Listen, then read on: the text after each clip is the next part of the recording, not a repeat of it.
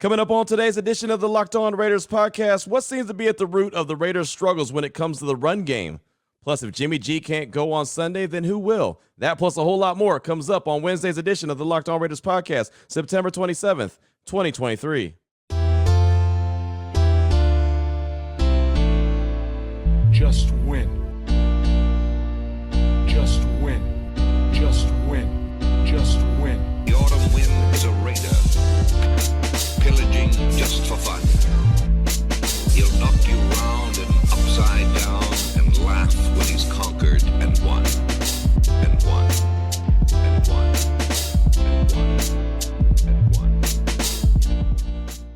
And welcome in, Raider Nation, to another edition of the Locked On Raiders podcast. Thank you so much for making the show your first listen of the day. Make sure you subscribe or follow for free on YouTube or wherever you get your podcast to get the latest edition of the show as soon as it becomes available. Of course, as always, if you're checking us out on YouTube, thank you. Definitely have made this show grow on YouTube in a major way. Also, my man Ari's been doing a fantastic job behind the scenes, making sure we're up on YouTube each and every day. So definitely want to shout him out. You can check him out on Twitter at Ari Producers. You can hit me up on Twitter as well, at your boy Q254. We got the Locked On Raider podcast voicemail line, 707-654-4693. Your calls and texts will come up in segment number 3 of today's show. Got plenty of feedback, so we'll get as much in as possible. The longer calls, I try to get as many in as possible, but it's kind of tough with some of the lengthier calls. So we're trying to get as much in, squeeze as much in as possible coming up in segment number 3. Segment number 2, going to talk about Jimmy G. We know he's in the concussion protocol. We'll meet with head coach Josh McDaniels later on today. Maybe he'll tell us that he's cleared. Maybe he'll tell us he's still in the protocol. Not too sure, but we will get a status update on one Jimmy G.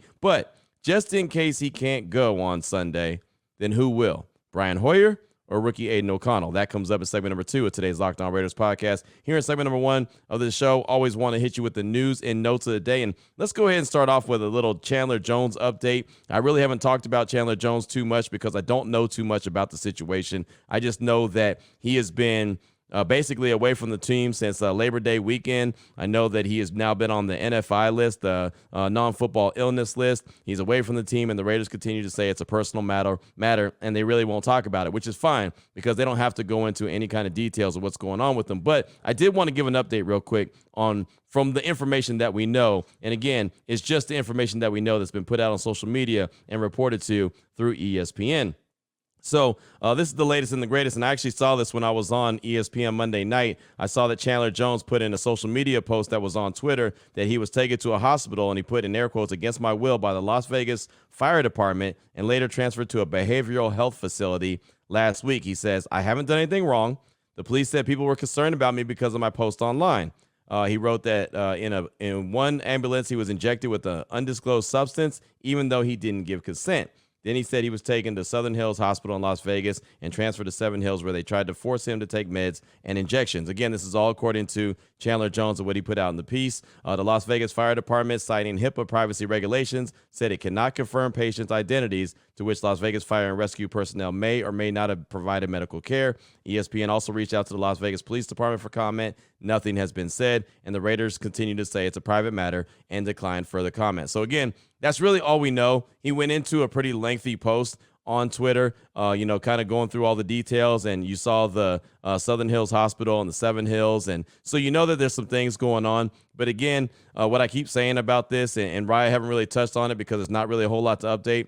Again, I just pray for the man himself and hope that whatever's going on with him, whatever kind of help that he needs or doesn't need, he's fine. Right? At the end of the day, I hope that when it's all said and done, he comes out of this thing and he's feeling good about himself. And, regardless if the Raiders are feeling good about himself or not, as long as he's feeling good, that's all that matters. And again, this seems like a pretty serious situation. That's why you have to really treat it with kid gloves. Some people don't want to do that. I choose to do that. I'm not going to go and start speculating on what could happen and what couldn't happen. Just talking about what the latest and the greatest is when it came to what he put out there and the fact that it seems like the Las Vegas Fire Department was involved in something as well as the police department, but there's been no further comment because of HIPAA. So that's really the latest and the greatest when it comes to Chandler Jones and his situation, not with the Raiders, but with life.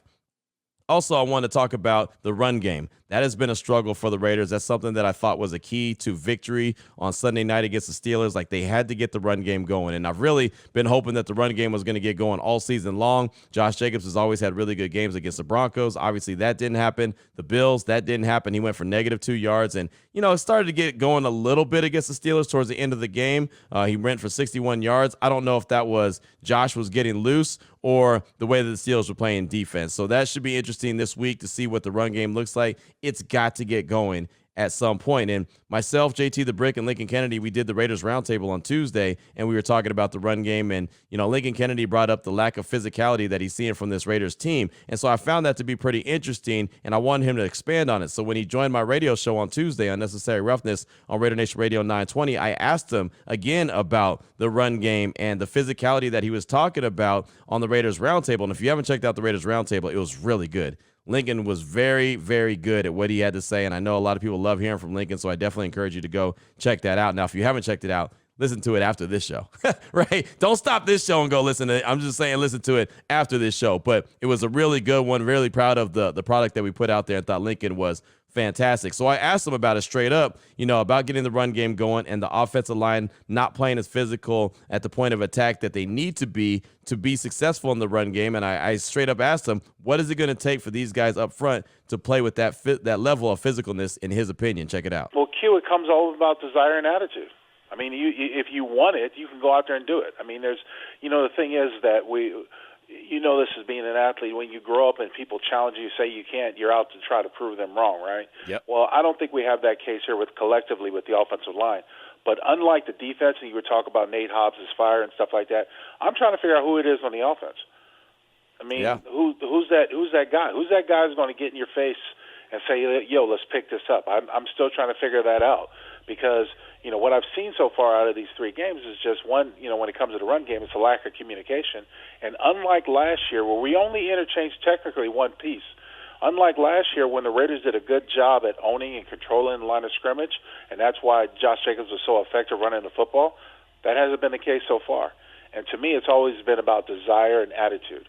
If you want to do something and you're going to do something, you've got the physical means. You wouldn't be there if you couldn't. So it's not like you can. It's all up to you. And that's what somebody needs to bring out. Somebody needs to draw out. The way I kind of did it back in the day is I was like, look, follow me. When we call 14 blasts, you better be knowing that we're going to run it over my ass. We're going to get that first down. Right. We're going to get that touchdown. You see what I'm saying? And you show and prove, and that's how people believe in you. And they've got leaders on this team. It's just I'm wondering to figure out who's that one, that voice that can do that on offense. So there was Lincoln Kennedy right there, and he's talking about desire and attitude. That's really just want to. These guys have just got to want to play with that physical attitude, that approach. And you heard what he said. When he played, he let them know, if you're running behind me, we're picking up that first down. We're picking up that 1 yard. We're getting that touchdown. Whatever you need, you get behind me, you get behind my big backside, and I'm going to make it happen. That's the kind of want to that they've got to have on that Raiders offensive line. And, he posed the big question about he doesn't know who on the offense can be that guy that goes and gets in one of these players' face and says, hey, let's go. Hit the guy in the chest. Let's go. Get this stuff together. We need to get going. Come on, let's, snap out of it or lock in or whatever the case may be. Who is that guy? Who is that alpha that's going to not lead by example, but go out there and be that vocal leader? And when he said that out loud, I started thinking, I was like, okay, Devontae is obviously an alpha, but he's not really the loudest guy. Now, he'll talk in the locker room following the game, but he's not necessarily the guy who's going to be real demonstrative on the field and be like, hey, let's go. Let's fire up. Let's get it going. Josh Jacobs is kind of the same way. I feel like it's really him. He's really the guy that probably is going to have to do it, especially with the offensive line, to say, let's go and get these guys fired up. And I don't know if he hasn't done that because he wasn't there all training camp and preseason, and he might feel some kind of way about it. I'm not too sure. It's something to talk to head coach Josh McDaniels about. Today when we meet with him, we're going to talk to him around 11 o'clock this morning at the Intermountain Health Performance Center. I want to know if he has an idea. And again, I say this all the time. When you talk to coaches, you talk to players, the way you word questions is you're basing, if you're going to actually get a real answer. If a lot of people go in, you should ask this, you should ask that. Yeah, I'm not going to ask like that. If I ask like that, I'm not going to get a real answer. But you can ask a question, just like I asked Coach McDaniels on Monday about the decision to go for it on 4th down. Now, I could have gone in there with guns blazing and act like that was a bad decision. Why did you do that? Instead, the way I worded it, he was very open and honest about his opinion and felt like, hey, that's a good, a good question to ask. So I'm going to ask him a question. I don't know exactly how I'm going to word it at this stage of the game, but by 11 o'clock when we're sitting in the Intermountain Health Performance Center and he comes in there, I'll think of it. I'll think of exactly the way to word it to basically ask, who is that guy? Who is that alpha leader that has earned the right to go in and say, hey, offensive line, get your pad levels down. Van Roten, get down a little bit lower. You're too high. Hey, play with more physicality. Dylan Parham, blow that cat up. Andre James, don't get blown by, right? You know, I mean, and just really get in their grill, right? Jermaine Illuminor, step your game up. Colton Miller, let's go. And that's the one thing that Lincoln went on to say with me is like Colton Miller is a lead by example. He's a quiet guy, so he's not going to be the guy to punch somebody in the chest. But he started talking about guys like Steve Wisniewski, him,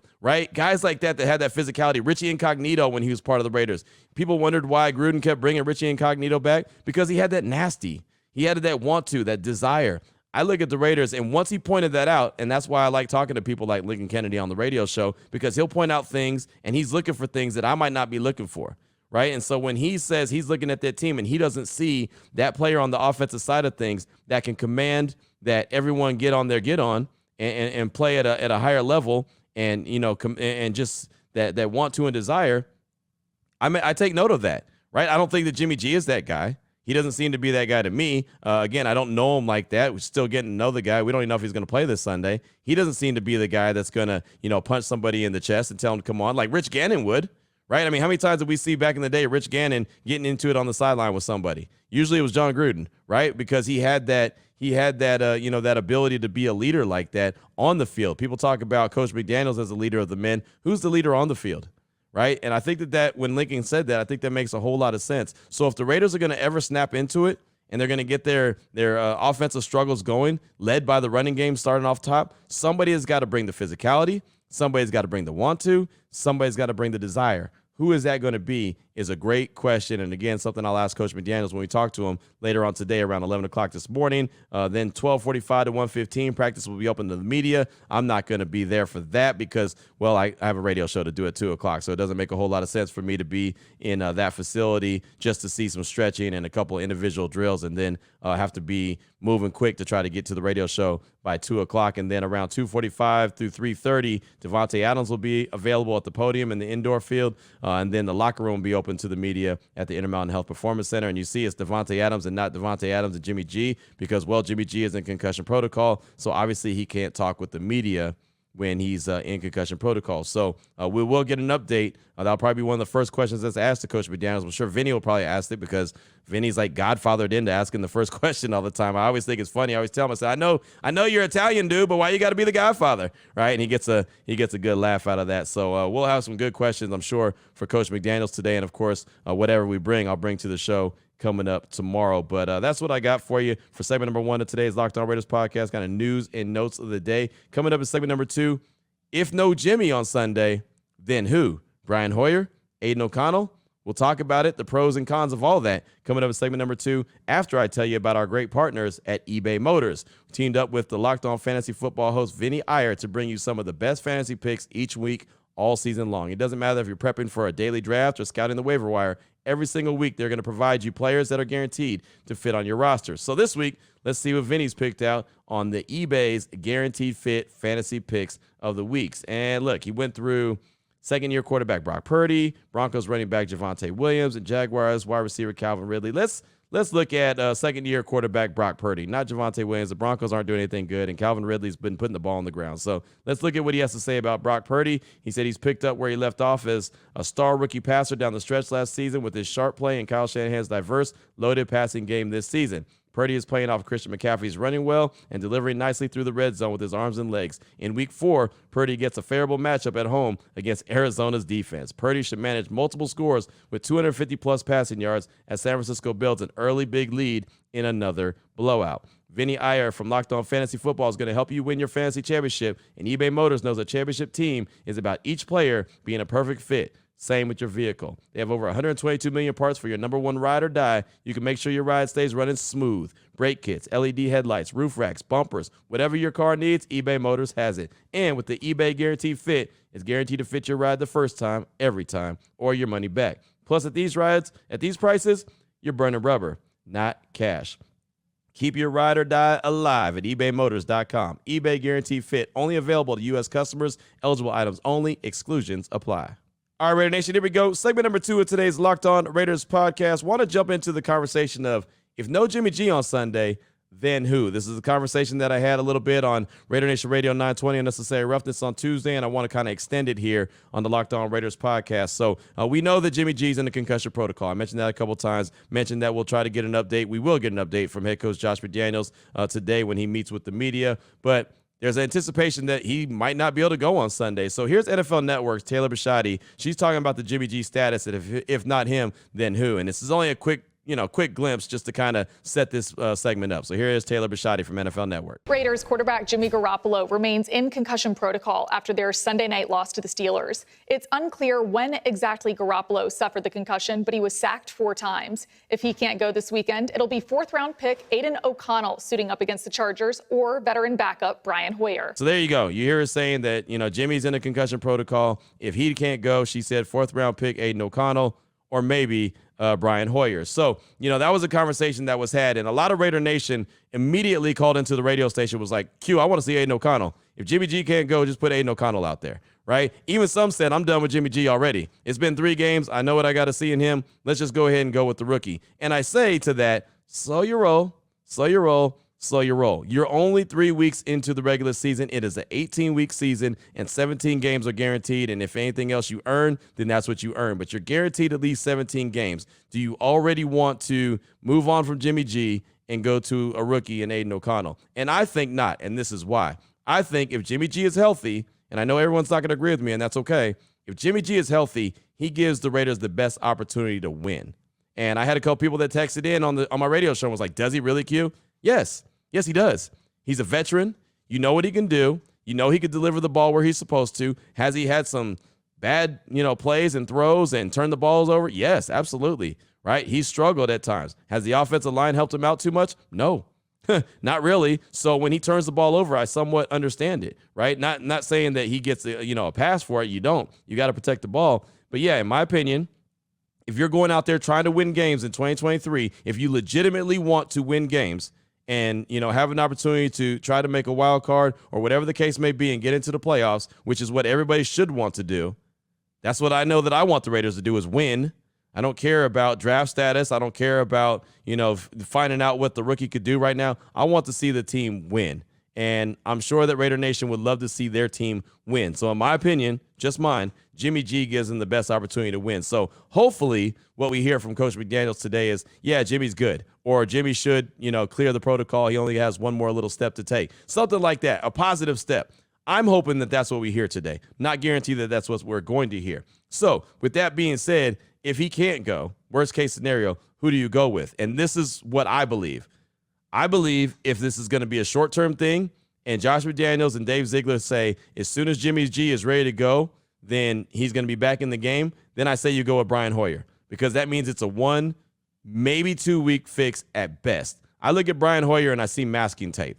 What do I mean by that? Duct tape, right? You can have duct tape and you can fix anything with it, but it's only a quick temporary fix. It's not something that's going to last. Like one time in one of my old cars that I had, I went through the car wash and my rearview mirror, my side view mirror broke.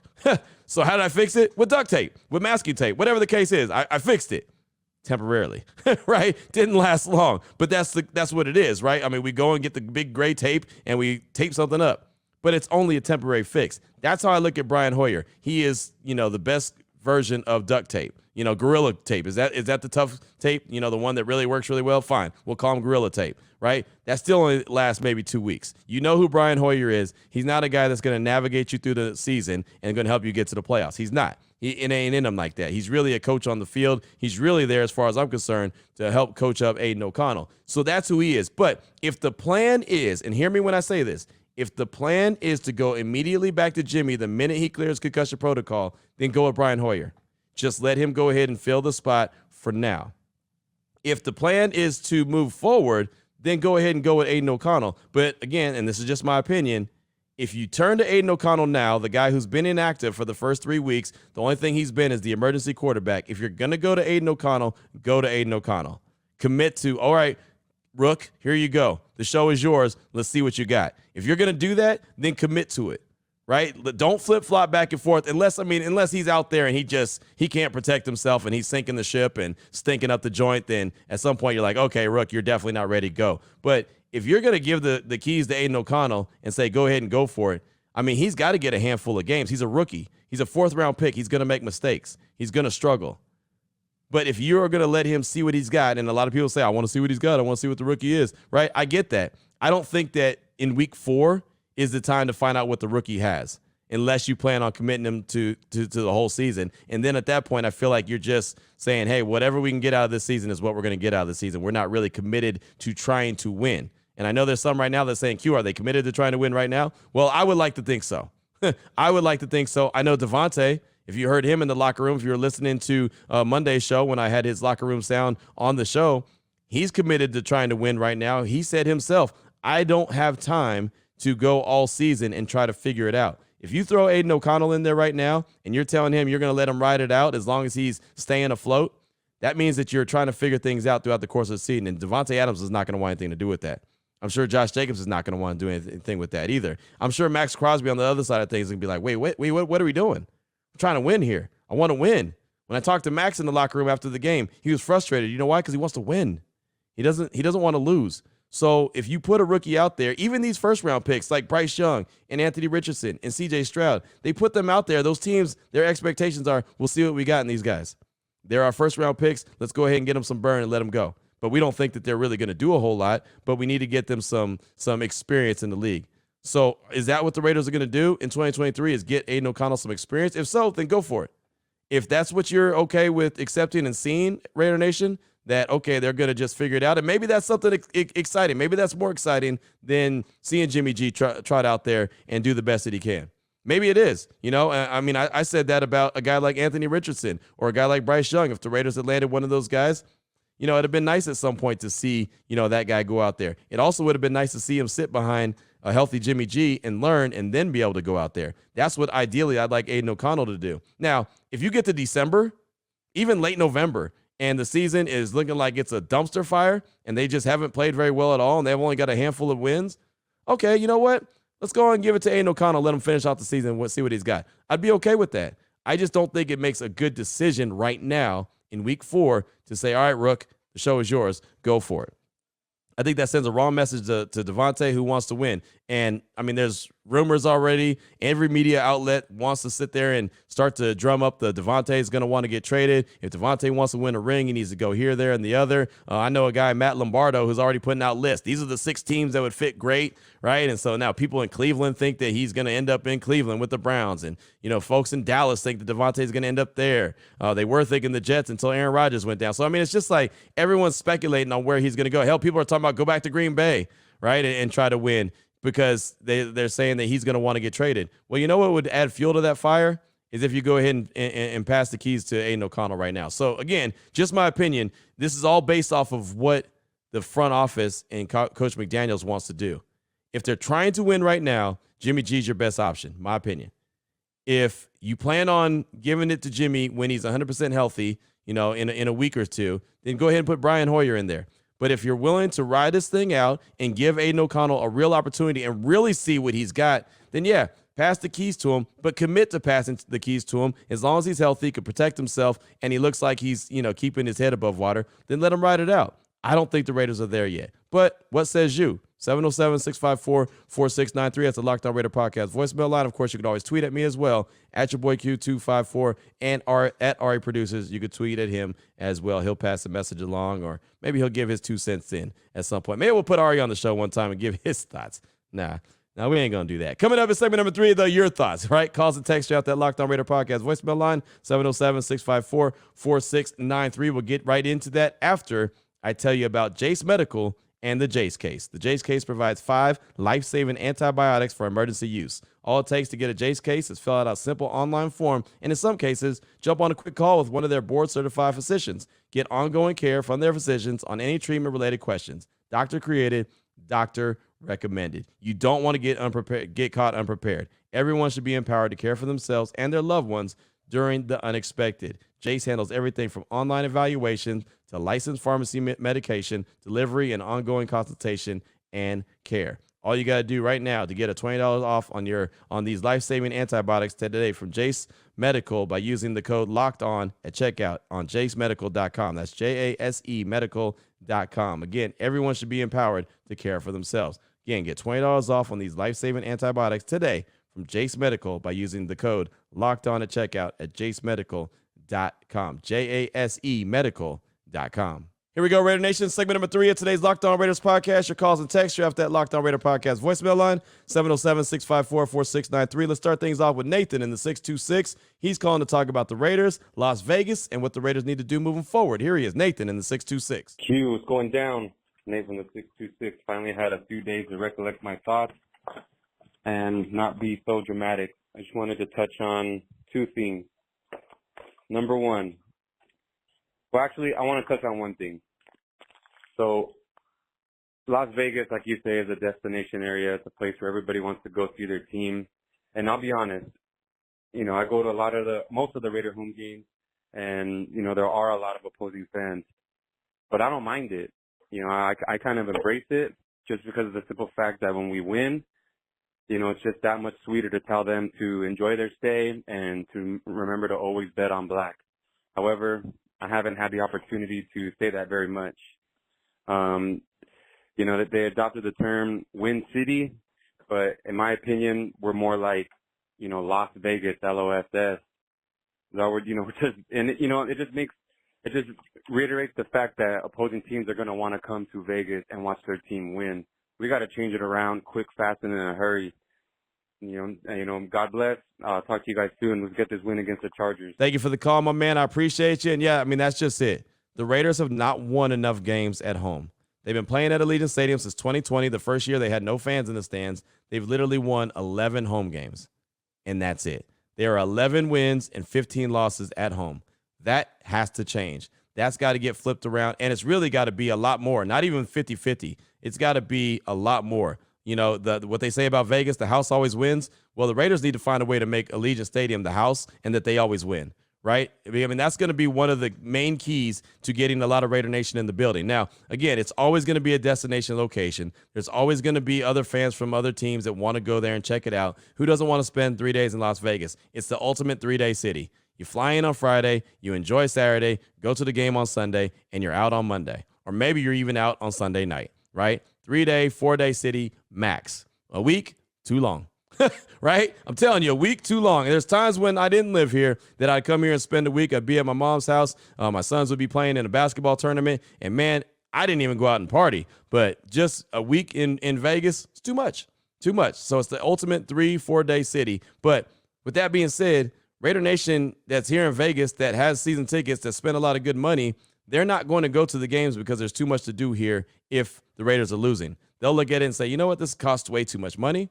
Let me go ahead and sell my tickets and get all my money back and then some. And then on top of that, fans from out of town that have tickets aren't going to want to spend the money to get on a plane, to go and get a hotel room, to go and eat out and go into these different events. And they're not going to want to do that either to see a losing product. It all comes back down to one thing: winning. Just win, baby. Don't make it just a slogan on a T-shirt. You've got to commit to winning. Just win, baby, is what it's got to be about. Nathan, thanks so much for that call. Really good stuff. I appreciate you. Up next, got a text from Raider Steve in the 305. Hey, Q. Raider Steve from 305, longtime listener, new booty texter. I've been a Raider fan since the mid-'70s, so I've seen us at our best and our worst. I feel there are too many great pieces on this team to perform as poorly as we do. Coaching, game plan, execution are all to blame here. I think the pieces to be a winner are there. We have the chess pieces, but are missing the chess master. When I speak of the chess master, I mean the quarterback. Let's give Aidan his go at the chessboard. I feel like he'll give us our best chance of winning. In the preseason, yes, the preseason doesn't count. Aidan O'Connell was praised for being cool in the pocket, leading his receivers out of harm's way, and reading progressions perfectly. I think it's time. Raiders. That's Raider Steve in the 305, and that goes back to the conversation we had in segment number 2. And I personally don't think that Aidan O'Connell gives you the best chance to win right now in the regular season.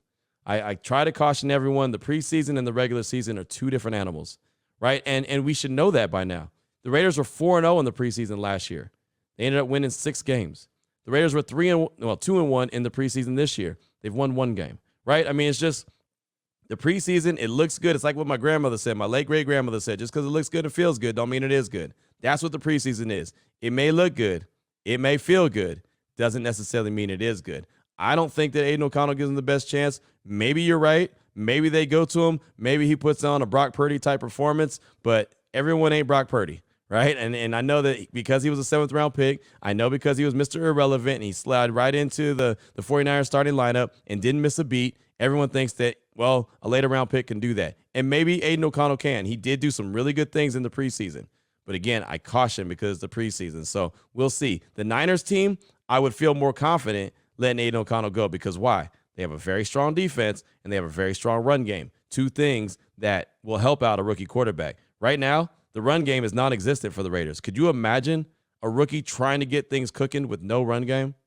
And then the defense is inconsistent. It's good at moments, but not that much. So now, either you're in a shootout and you're asking a rookie to win a shootout, or he's out there on the field and he's in harm's way. And, oh, by the way, the offensive line isn't doing very well. They just gave up 4 sacks to the Pittsburgh Steelers, right? So I just think that it's about putting this rookie in position. Don't set him up for failure before he gets going. That's why I don't think it's he's the best guy for the job right now. But again, maybe you're right, and that's why I throw the question out there, and that's why I have the Locked On Raider podcast voicemail line. Raider Steve, thank you so much for the text. Do appreciate you. Up next, got a call from Vader Raider in the 303. He's calling to talk about the Raiders team, and not just his past game, but he's going back to Denver with his breakdown and his concerns. Here he is, Vader Raider in the 303. Hey, Q.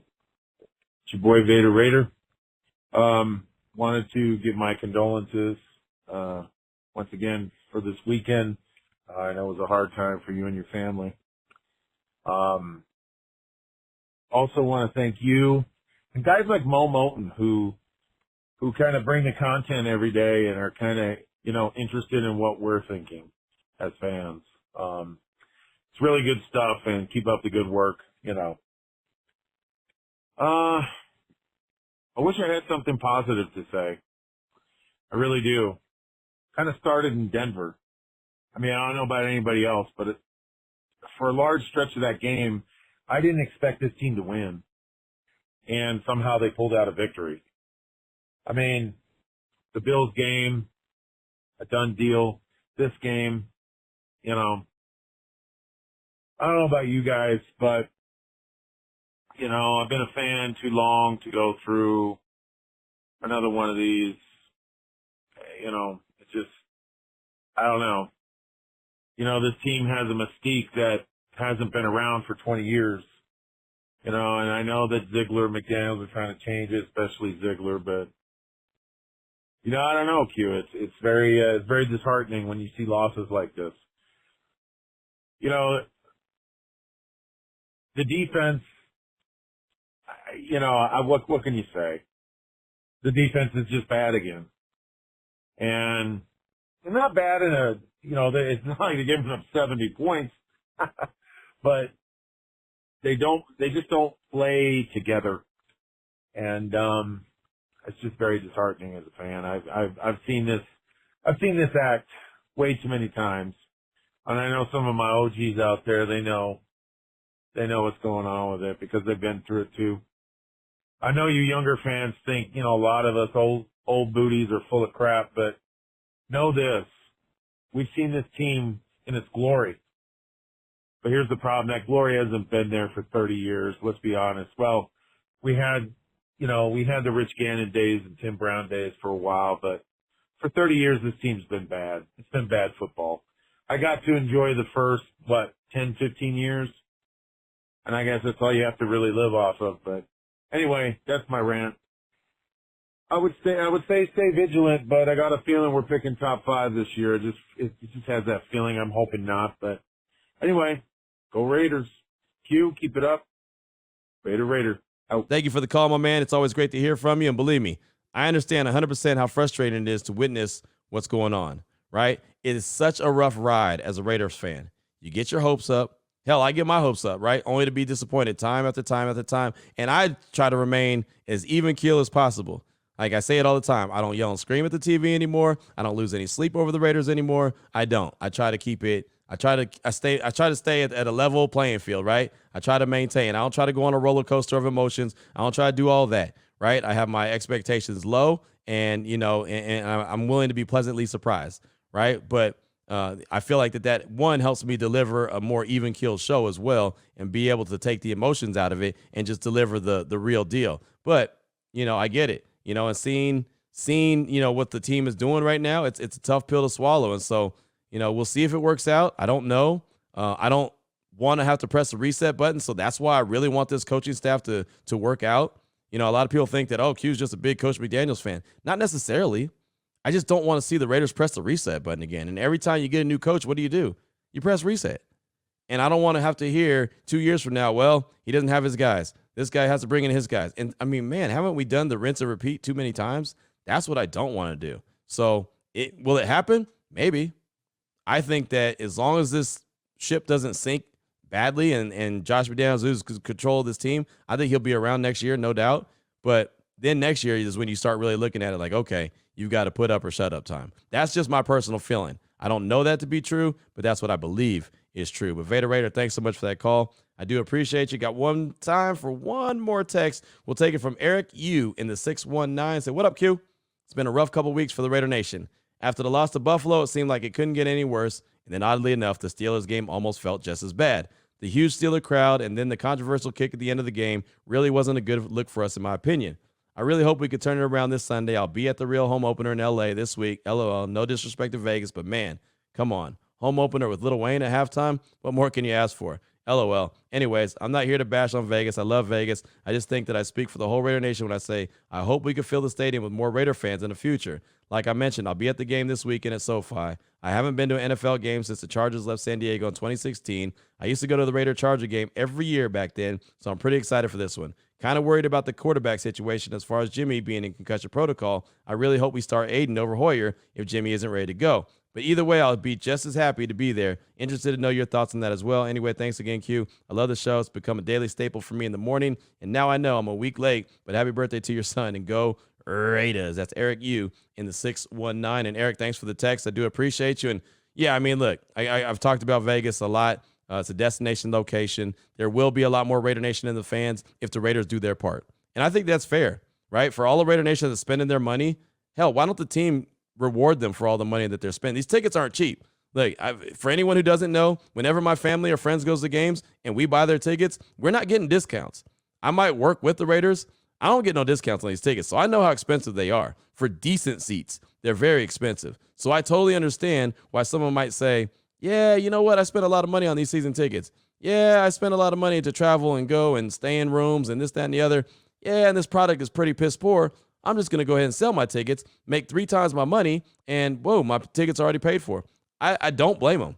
Of course, we don't like it because I don't want to see terrible towels flying around Allegiant Stadium, but I get it. I don't begrudge anyone for making their money. I don't know how you make your money or anyone else makes their money, and I would never, ever judge someone on how they're making money off of what they already own, which are these tickets, right? Because they're so expensive. I think there needs to be more pressure on the Raiders to reward the fan base. Reward the faithful, the only ones that matter. I said it so many times. Coaching, GMs, those guys get hired and fired. Players get traded. They are free agents. They come and go. The one thing that stays the same all the time, Raider Nation, as we have everyone calling in. I've been a Raider fan since the 70s. There ain't one swinging D on that team that's been around since the 70s, right?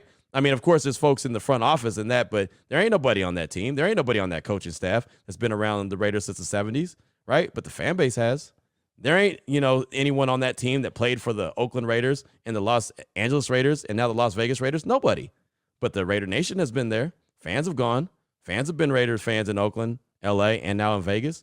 Right? That's the one thing that stays the same is the fan base. So reward the fans. I say it all the time. I feel like 2 or 3 times a year, I got to get on my soapbox and be like, can the Raiders reward the fan base for their loyal faithfulness, for them wanting to, fight folks that talk bad about the team, for Raider Nation going out and repping them the way they do, tatting their shield on their arms or their back or whatever the case may be, repping as hard as they do. I mean, the Raiders as an organization need to look at the fan base and be like, damn, man, for a team that's not very good, our fan base sure do go hard in the paint, right? Literally go hard in the paint to the fact that their faces are painted on game day, right? All that effort for what? To be 11-15 at home? It's got to be better than that. It's got to be better. But that needs to start not with the fans. I'm not going to call the fans out for selling their tickets. I'm going to call the team out for not winning. Got to win games. Got to win games. Your fans will be there. Reward the ones that follow you faithfully, no matter where you're playing at, no matter who's your quarterback, no matter who your coach is, no matter any of that. The ones that remain the same and stay true to the silver and black is who needs to be rewarded, in my opinion. That's all I got time for on today's show. I got a call from Stealthy Raider in the 757. We'll try to get that on tomorrow's show. We do have the crossover edition. David Drogemeyer, host of Locked On Chargers, him and Daniel Wade. I don't know if both of them will join the show or just one. We'll talk to them about Week 4 matchup. The Raiders, the Chargers, Week 4, SoFi Stadium. Both teams come in 1-2. Raiders need a win really bad. Really need it bad. And they need to score more than 20 points to get that victory. We'll talk about it. We'll break it down. We'll do all that coming up on tomorrow's show. So until then, Raider Nation, take care of yourself. Take care of your family. Love on your family. Most importantly, as always, just win, baby.